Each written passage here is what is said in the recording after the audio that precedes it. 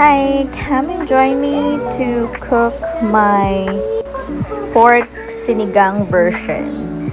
So yeah, after how many hours of boiling the pork, and then ayan yung mga vegetables na nilalagay ko sa aking sinigang, which is binili lang namin yan dun sa grocery store na naka-ready na, and dinagdagan ko na lang siya ng pechay since wala akong makitang kangkong usually.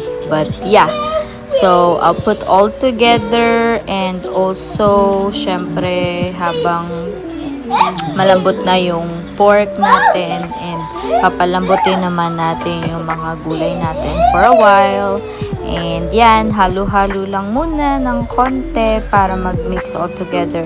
And nga pala, nilagyan ko na rin yan ng mga pampalasa, konting salt, pepper, and the magic.